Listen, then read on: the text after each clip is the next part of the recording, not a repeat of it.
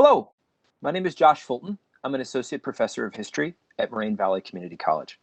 First off, I want to say thank you to my dean, Dr. Wally Franzik, for the opportunity to be able to do an event like this, as well as to Dr. Troy Swanson, who runs the library, who gave me the opportunity as well to present here today. I know this kind of presentation is in some ways a newly becoming normal reality in 2020 and 2021, but I think it's important for us to have these kinds of conversations. Our topic today is the idea of Confederate monuments, their history, and whether or not we can or should make connections between constructs of history, race, and what historians now for decades have been referring to as a lost cause. Now, I should say that there is a quite a great deal of historical scholarship on this from many prominent historians and wonderful writers. So I would be remiss if at the beginning I did not say a great thank you to the wonderful work of all of these individuals. Dr. Keisha Blaine and her work with the Charleston syllabus and many other writers with that, Dr. Adam Dombey, Karen Cox, Carrie Lee Merritt, Gary Gallagher, and of course David Blight. All of these professors, doctors, and scholars gave wonderful contributions to the field of the lost cause, of race, and elements of racial violence, and there again are countless others. In the last few decades, we've seen different discussions in the public eye, and especially on social media, about aspects of racial violence as they've related to things like Confederate monuments. Now, some of us, depending on where we grew up, we might have more experience with this and more connections to this than others. I grew up in Illinois, just outside of Chicago, where there were no Confederate monuments in my town. There was an old artillery piece from World War II that had been put up there after the war by the local VFW, but that's it. So again, much of this is a discussion that some feel greater connections to, others not so much. But that's kind of what we're going to tackle here. We're going to try to describe the lost cause, how it centers our understanding of these modern conversations about historical monuments, about race, about what are or what is the purpose of monuments anyway. We're going to talk about the myths of the lost cause, because there's quite a lot of them, sorry. And what we're going to try to do is really look at the dynamic of what monuments are, what is or what are they intended to accomplish, and then how should we think about them? Because let's think of it. Monuments exist largely everywhere. If you go to a sports stadium, there are monuments to different players. If you go to different countries, right, there are monuments to different battles. And so I want us to be thinking about, as we kind of go through this, the question of what is the purpose of a monument?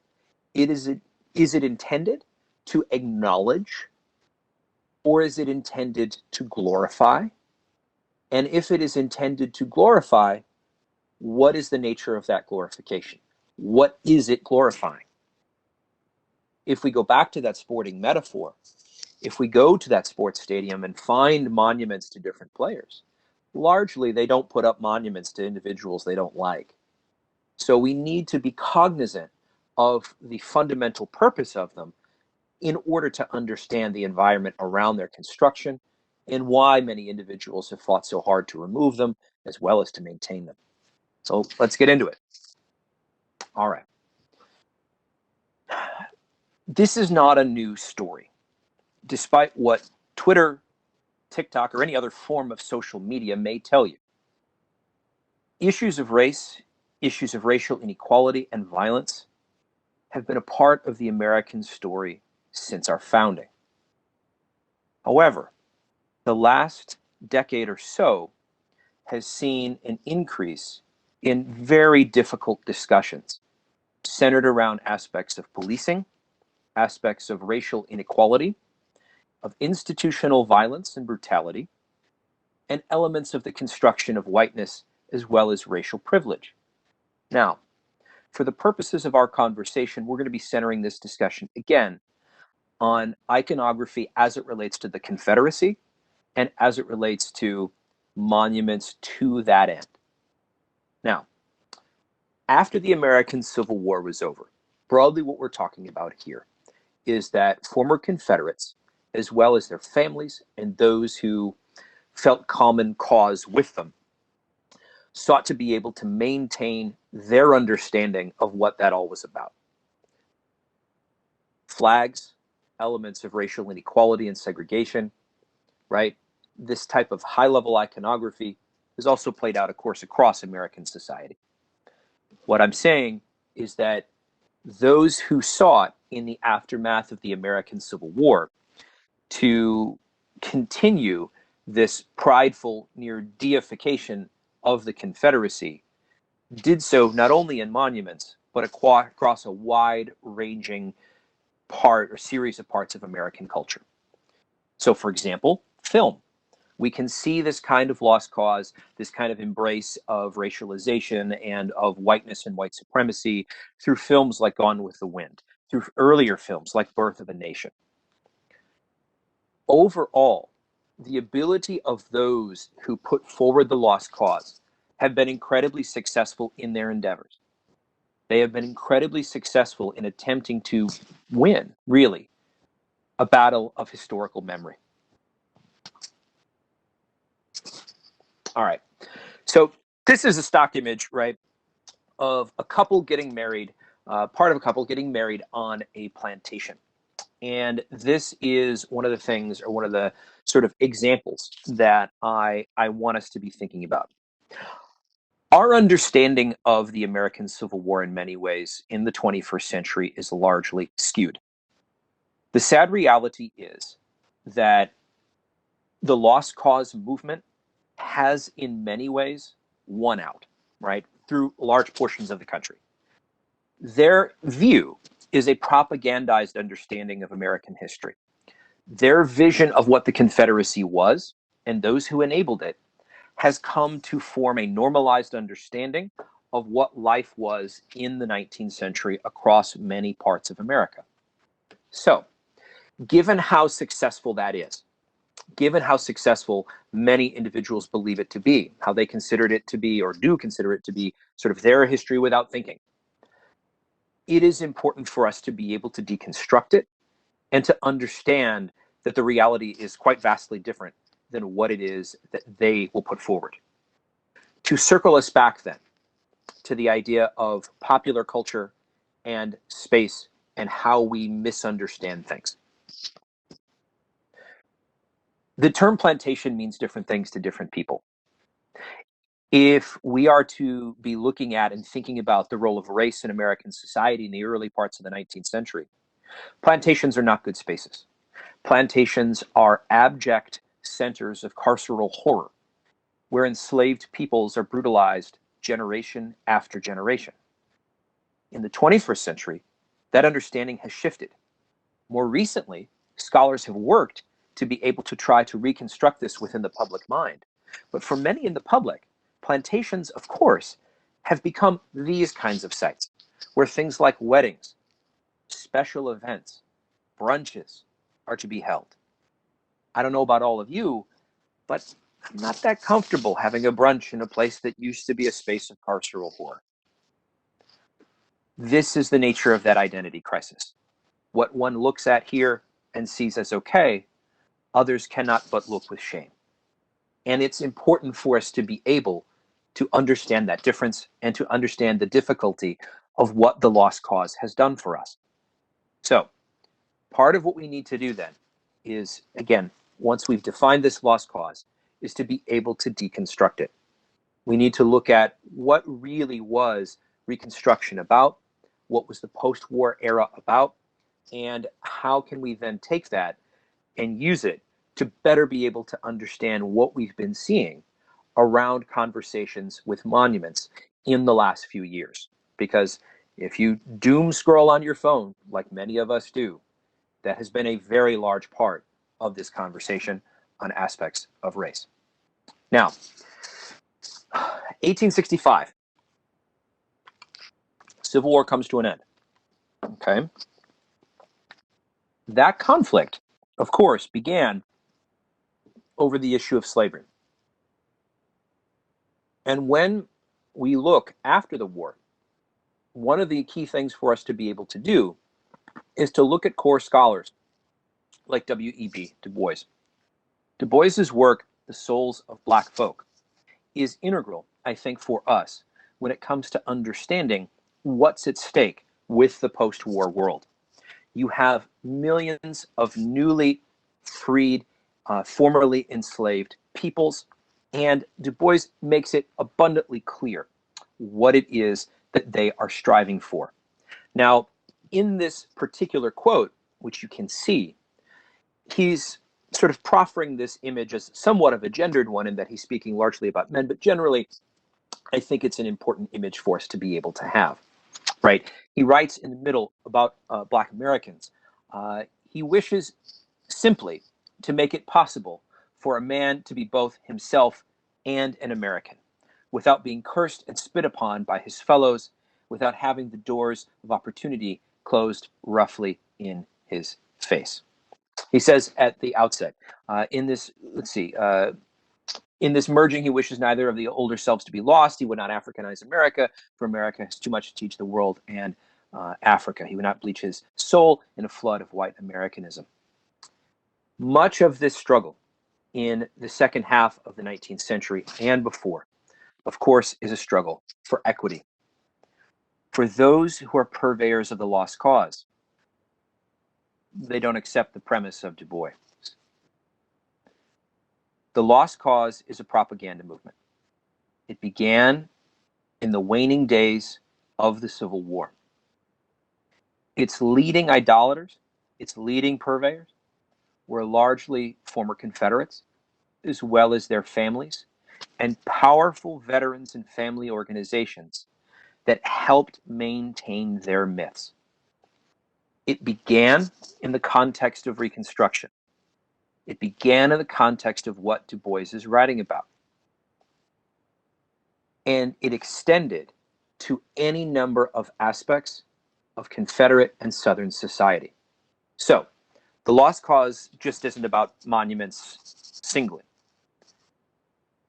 Those who would advocate for the lost cause would argue any number of points, such as, one, largely that Southern society was perhaps one of the most open, welcoming, and freeing societies that existed in the course of humankind.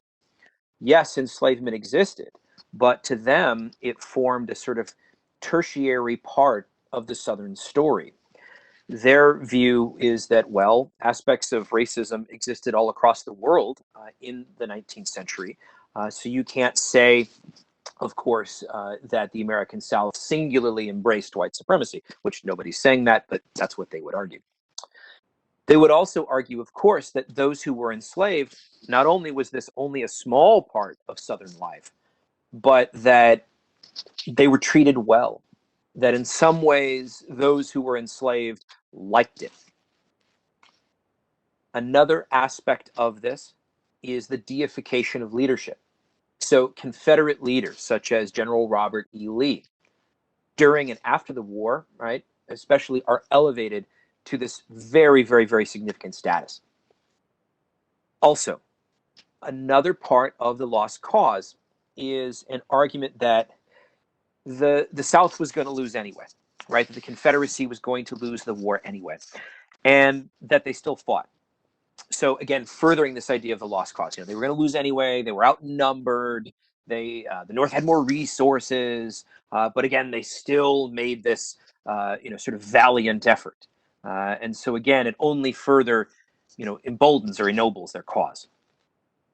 Now, if you want to, in the 19th century, get a message out about memory, get a message out about historical preservation that can help you to normalize and reinforce the whiteness that you're seeking to maintain in the aftermath of the war, there's a lot of tools for you to be able to do that. You're going to use, of course, again, these veterans organizations. You're going to use, of course, prominent politicians of their day.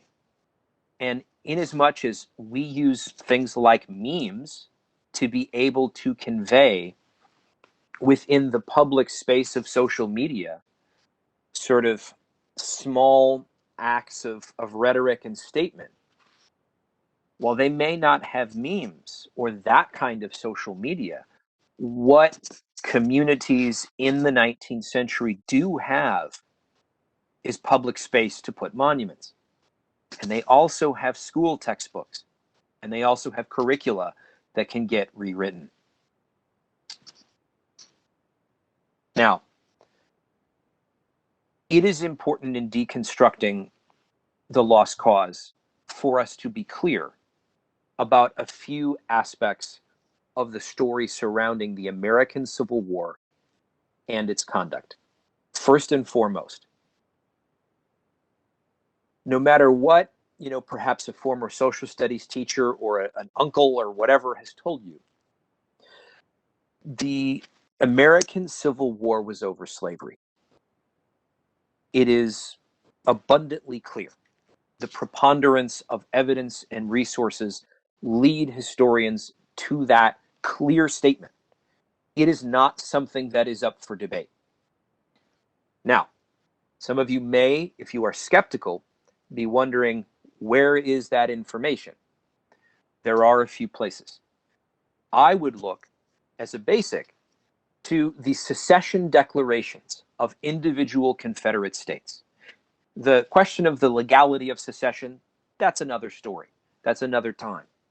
But if we look to those secession declarations, each individual state makes it abundantly clear that the primary reason that they are entering into this effort is because they thoroughly identify themselves and their communities with the maintenance of white supremacy and with the maintenance of the enslavement of individuals. We can look to the Confederate Constitution. We can look to the writings at the time, the diaries, the journals. We can look to the debates in these secession conventions. We can look to the newspapers of this era. It's over slavery. Now, again, for lost cause advocates, states' rights is the primary reason, because for them, they wish to make a connection between what those who fought for the Confederacy did and the American Revolution, right? Those who engaged in the American Revolution, those who engaged in the Civil War, right? They wanted to sort of say they're carrying on the legacy of the founders. They're carrying on the legacy of what they wanted to do. However, this is a war over slavery. Now, the question of when the war begins, or why does it start when it does, that's a little bit more political. That's a little bit sort of separate. Part of that has to do with the decline of the second party system, which governed much of the U.S. national party politics from the 1830s and 40s. By the time you get to the 1860 election, where Abraham Lincoln wins the presidency, Lincoln is confirmation bias for many across the South, that his election is indicative of a threat to their very homes, whether they own slaves or not, right? Whether they own slaves or not. Another component of this effort on the part of lost cause advocates, right, is this question or this statement that they were overwhelmed, right? They were overwhelmed. Yes and no, right? It took many years for Abraham Lincoln to develop an effective military strategy that would ultimately turn the tide in the conflict. And so for the first few years, victory for the United States, for a unified United States where the Confederacy, ended, was still part of the U.S., was not a foregone conclusion. One of the things that some scholars have looked to is, if you look to monuments for different battles and you look to who constructed them, some of those numbers are actually skewed because, again, lost cause advocates want to reinforce this sort of David versus Goliath messaging. Another aspect of the lost cause sort of process is that overwhelmingly, those who fought for this effort had no interest in the preservation of slavery, had no interest in discussions of racial politics or anything at all, that they were simply sort of hell-bent on rights and liberty, that this was all about principle. if we look, for example, to the Army of Northern Virginia in 1861, fairly sizable percentage of those Confederate soldiers, and they're all white, obviously, a fairly sizable percentage of those Confederate soldiers, if they didn't own slaves, they lived with someone who did, or they worked for someone who did. Slavery was endemic in the American South, and it was something like 93% of all Southern wealth.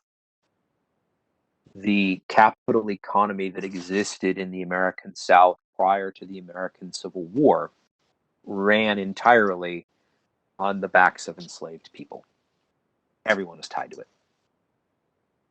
Another component that lost cause advocates will put forward is that if you look, just go to Google, if you type in things like Black Confederates, you will occasionally see pictures like this.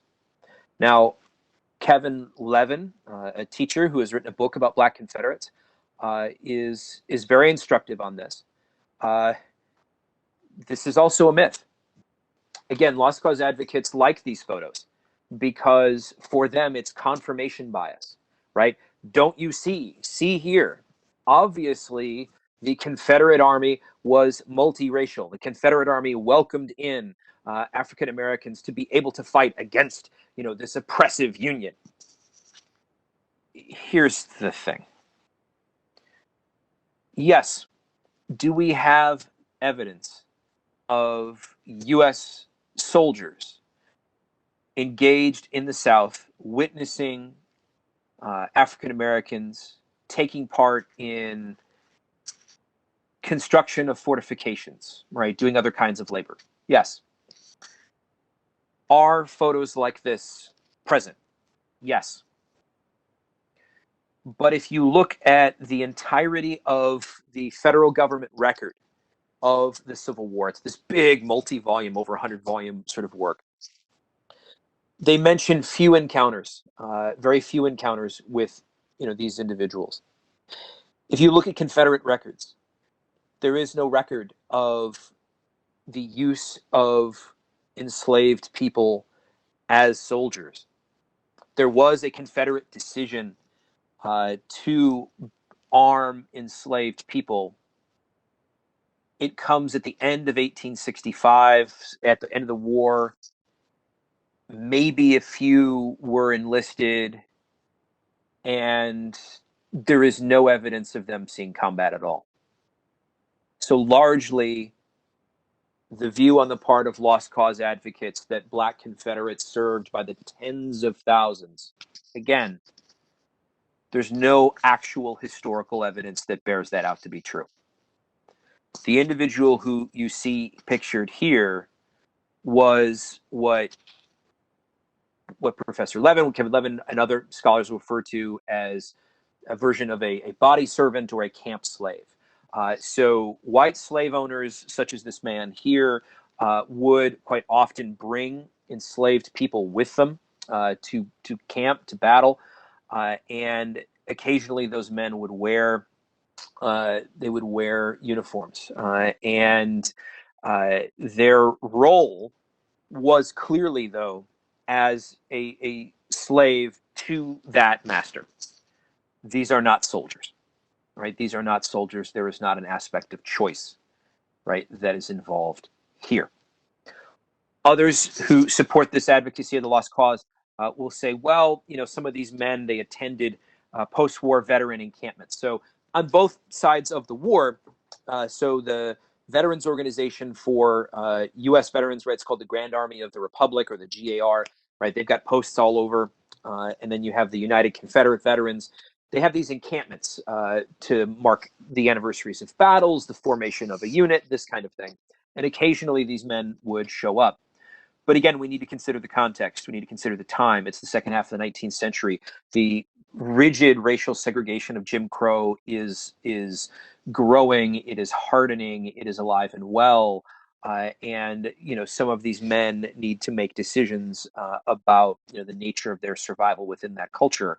And in some cases, they continue to attend and participate, making a choice that ultimately does reinforce the racial status quo of the era. Again, this concept of Black Confederates is something that many lost cause advocates believe to this day. The Sons of Confederate Veterans, a prominent one of these organizations, actually has grade school curricula where they put this out there as being historical fact. So it's important for us to recognize then that once the Civil War comes to a close, the first decade or two after the war is a period that is defined by many as a Reconstruction period. The war is over. Southern states have, sort of surrendered. Now the question is, how does the federal government set conditions to quote unquote welcome them back in, and how do individuals who were so at odds pre-war and during the war be able to set a process of equity? Now, in the U.S., right, the federal government will partly be dominated after 1867, 1868 by what you might call radical Republicans. They enact quite a great deal of civil rights legislation, such as the 14th Amendment, right, which says if you're born here, you are a citizen and deserving of equal treatment before the law, right, equity before the law. This will be the period in which the KKK, Ku Klux Klan, will rise. And the KKK, of course, is not the only group, the only violent group across the South in this period. There are other forms of white rifle clubs with other kinds of things that, again, their goal is to violently reassert racial and social and cultural norms that existed during and prior to the war, right, across the South. Enslavement itself might be over, but they are not going to allow, right, these white individuals who are part of the KKK, they're not going to allow any form of racial equity. They're not going to allow these kinds of forms of legislation to be put forward and to be actually enforced across the South. And their, commitment to those efforts and a lack of a commitment to it on the part of the rest of the nation is partly what, after the deals of the 1876 election, really leads to the death of Reconstruction, right? This idea of a occupation and a process overseen to be able to support newly freed, formerly enslaved people, right? That comes to an end. And so as this violence is being carried out, as this brutality is being carried out, former Confederates and their families, again, are working in these processes of remembrance, are working in these processes of deification. And they're only going to continue it as the years go. All right. So here is Robert E. Lee. Lee is perhaps the most famous Confederate. When we think of the American Civil War largely within our public mind, we think of Lee, we think of Grant, and we think of the battles that they fight back and forth across Virginia mostly, primarily in 1864, right? For many Americans, that's the essence of the Civil War. The Centennials in the 1960s, right, sort of did this, right? Much of the National Park Service, preserving battlefields, right, outside of Gettysburg and, Shiloh and a few others. It's devoted mostly to the idea of the war in the East. The war was all over, as Dr. Megan Kate Nelson, in her recent book, The Three-Cornered War, makes clear. There was a vibrant conflict in the West, and many indigenous peoples were a part of this as well. But Lee is who we focus on. So, we should look at why.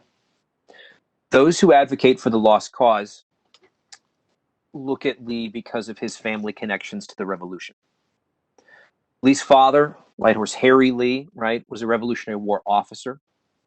Lee is married into the family connected to Washington, right? His home was Arlington. And Lee was an incredibly pious man, right? There's a great emphasis that is placed on Lee's Christian heritage. So he goes to West Point, he becomes a military officer, spends most of his life sort of devoted to that. Their argument, of course, is that Lee had very little connection to aspects of enslavement. That Lee really, I've seen some that would argue that Lee didn't own slaves. Of course he does. Lee was actively committed to a white supremacist slave owning society. But again, Lee is this supposedly very Christian man. One of his leading corps commanders, a guy by the name of Thomas Jonathan Jackson, who is often known as Stonewall Jackson as well, similarly, with Lee in the first years of the war, 1861, 1862, and into the first half of 1863, up until about the Battle of Chancellorsville, where Jackson is killed. Had great battlefield success, stunning battlefield success. It is these successes, it is their piousness that in the aftermath of the war, lost cause advocates across the nation will look to. It is why they will be elevated as essentially great sort of battle captains, great American battle captains, right? That if not for Jackson's death, it's possible that the Confederates might have won. That's a whole other sort of separate story, but this is part of the argument that lost cause advocates will make. So again, individuals like Lee and Jackson form the basis of many of the monuments that exist around the country. Why? Right? Partly because of their connections to these battlefield successes, their connections to the central core of themes that the Confederacy likes to hold up, of this military valor, of this connection to the revolution, of this Christian piety. For them, they sort of separated that. They make it devoid of issues of race, of issues of enslavement. And again, it's not just monuments. More recent lost cause advocates have put forth these kinds of views as well. I remember when I was younger and interested in history, I went to see the film Gettysburg in theaters in the early 90s. And later, when I was in college, the prequel to it, Gods and Generals, came out. Gods and Generals is a very long film. It's based on a book. And the film is supposedly based on the lives of these Confederate leaders. But again, it pushes slavery to the outskirts of the picture and places a central focus on the piety of Lee and Jackson and their supposed abilities as battlefield commanders. We need to look to organizations that prominently put forward the lost cause myth and helped to normalize it across American society. The best examples of that are going to be veterans organizations, as well as, especially in the first part of the 20th century, the United Daughters of the Confederacy. So if you have heard of phrases like UCV, UDC, or SCV, the Sons of Confederate Veterans, these are core organizations that helped to amplify the lost cause message and to help make it go viral. In the aftermath of the war, the United Daughters of the Confederacy at the end of the 19th, beginning of the 20th century, took up the mantle of deification and began a process around funerals, as many of these Confederate veterans were starting to die out, and began a campaign as well over the creation of monuments to place them in public spaces to be able to honor these key Southern leaders who were passing. Additionally, the UDC and their organized groups around much of the South and the country worked to be able to spread the message further through speeches, certainly, but also especially to children. So they created what they called the Children of the Confederacy. So think of it sort of like a after-school group, but entirely devoted to the lost cause. And what they did was they worked to create what they called a Confederate catechism, where young children across the South who attended this organization would be taught the central tenets of the lost cause, all of the things that I've talked about. This is partly why, then, it is so able to effectively spread through generations and generations and generations. The image that you see here is a stock image from a textbook in the middle part of the 20th century. It is supposedly an image of enslaved people on a slave ship being welcomed to America. So again, someone like myself or other scholars can speak about the difficulty of this, can speak about the clear inequality, the clear, factual inaccuracies that exist like this. But especially for young people, and especially for, if you kind of remove any kinds of challenges, right? Many folks, when you read textbooks when you're younger, right, we take that as truth. We take that as literal truth. And it's hard to push back against that reality. So again, the UDC is successful in creating this mythology and furthering this mythology through school curricula, through textbooks, and even by supporting things like the KKK. The UDC was very much supportive of that, and museums, right? So there was Confederate museums that were nearly shrines, essentially, to the Confederacy. All right. In the first generations, in the aftermath of the American Civil War, former Confederates and their families worked effectively to create a climate to maintain the pre-war racial order, and their use of historic preservation was intended to make clear to the public their understanding of that pre-war order and to maintain it as best they thought they could. So in many ways, then, the UDC and others, again, are working in concert. They're working in tandem with the other forces like the KKK that are operating at that time and throughout the next generations as well.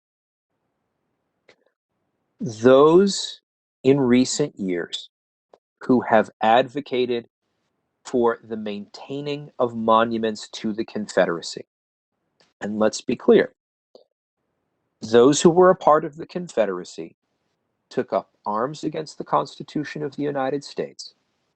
They killed Americans, and by other definitions would be considered as traitors, right?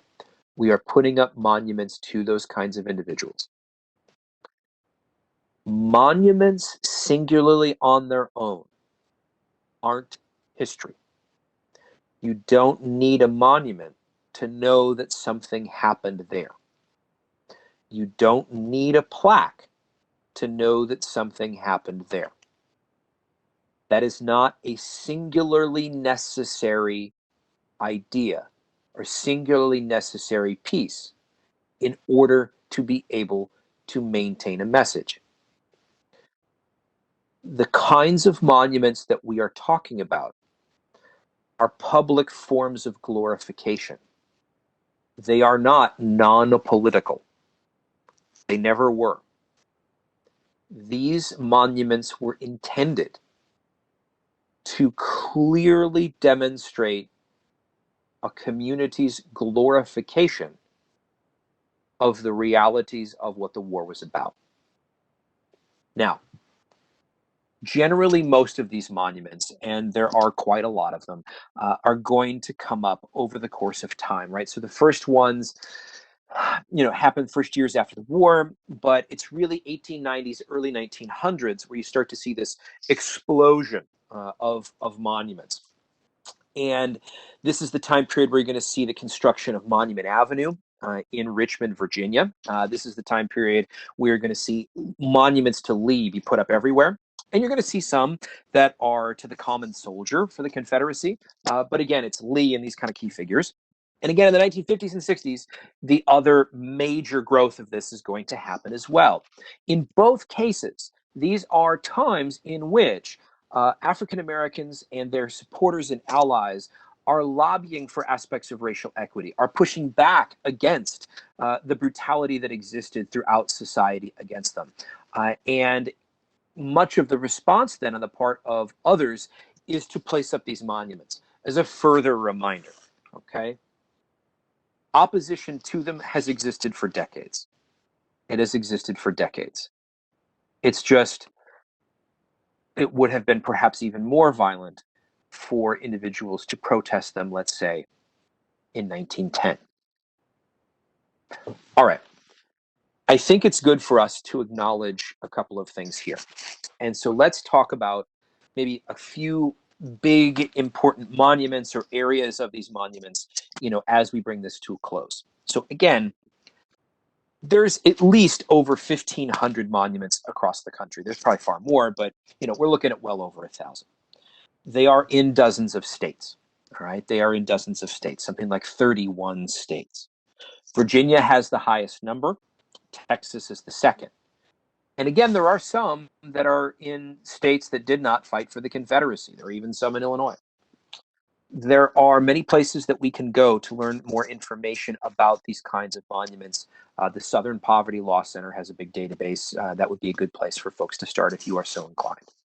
So, within the last few years, since, say, 2015 and the sad brutality and reality at the murders in the church in Charleston, or 2017, of course, and the terrible rally in Charlottesville and the death of Heather Heyer.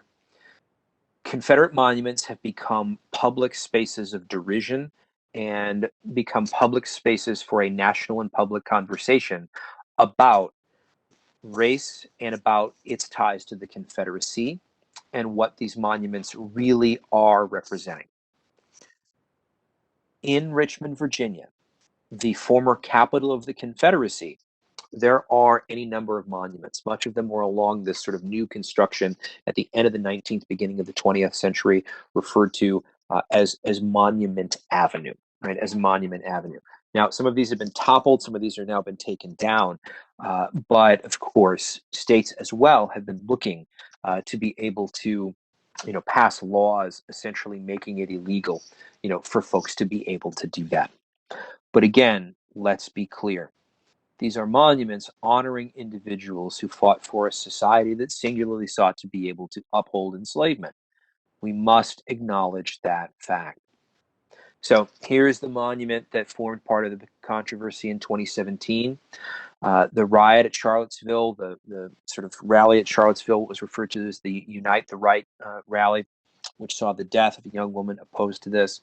The Lee statue was actually put into a shroud for a period of time. It had been dedicated in 1924 because of everything. In 2017, it was shrouded in black, but because of a Virginia law, it was allowed to be opened up again in 2018. And so it still is this hotbed and this very, very significant sort of aspect as well.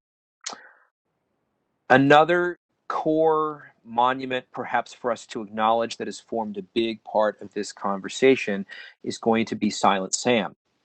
Silent Sam, which opened in 1913, and a key figure in that was a man by the name of Julian Carr, was supposed to be dedicated to the common soldier. Now, Silent Sam is on the campus of UNC Chapel Hill, and Silent Sam was toppled in 2018. And it's a good one for our purposes here in terms of discussing aspects of race in the Confederacy and aspects of race and equity, and kind of the idea of what do we do with these kinds of monuments sort of going forward, which is in and of itself a whole other conversation. So industrialist Julian Carr was a key figure in the construction of this and gave a stirring speech at its dedication. And if you're someone who struggles with words related to sexual violence, I'm going to mention something here. Carr had been in the war and stated that when he had come back to North Carolina, we had come back to Chapel Hill, that he had committed a rape of a black woman basically on the spot or nearby, and that he was directly tying this particular monument and the Confederate effort to his sexual assault. That the purpose of the Confederacy was to maintain aspects of racially gendered power. And Silent Sam was protested against for many years, especially in the 1960s. There was some discussion in the last few years that the university was going to spend millions of dollars to basically cover it and do other things. But again, it was toppled in 2018. Another example of a monument would be another one of these Robert E. Lee statues. If you've ever been to New Orleans, statues and monuments form a central part of the landscape of the city, the public landscape of the city, Jackson Square being a good example. That's a whole sort of separate discussion about Jackson and slave owning. The Robert E. Lee statue was dedicated in 1884, and as well, it was sort of well received through the 1950s, at least by whites. In the second half of the 20th century, more public protests began to occur. New Orleans was an interesting seat of power in the 1870s during Reconstruction, and there was a fairly famous battle there. And it was removed, the statue was removed in the year 2017. Now, this is perhaps the largest of these monuments, and it's a sort of fairly interesting, kind of mixed use thing. So if you've never been here, this is the Stone Mountain Monument, which honors Jefferson Davis, the president of the Confederacy, Robert E. Lee, one of the commanding generals, as well as Stonewall Jackson, or General Jackson. So this was a monument that was begun in the first decades of the 20th century. The site itself, the mountain itself, and the top of the mountain itself, is incredibly prominent in white supremacist lore and KKK lore, because supposedly the second KKK was kind of reborn here around here in 1915, and so it was a place for Klan rallies and meetings and the like. Now, the efforts to construct a monument like this, a sort of Confederate Mount Rushmore, were sort of stymied in the 1920s and then largely forgotten about. Then in the 1950s, during the time of civil rights movements moving forward and receiving prominence, the governor of the state of Georgia basically wanted the state to kind of acquire this, to be able to put up a monument to kind of make clear their views on the war and on white supremacy and on maintaining segregation. So they do. They purchase it, and this monument is constructed out of the mountainside, and it's completed in 1965. Now today, it's part of a big park. There's lots of mixed use things. They even do laser shows on it. So that's a whole other story. But again, in many ways, it's symbolic, kind of sort of the 1950s and 1960s era of the lost cause, and again, the use of monuments to be able to put forward this messaging. All right. So overall, I think it's important for us to see how central these monuments are to understanding modern conversations of race, racial violence, and equity. Thanks so much.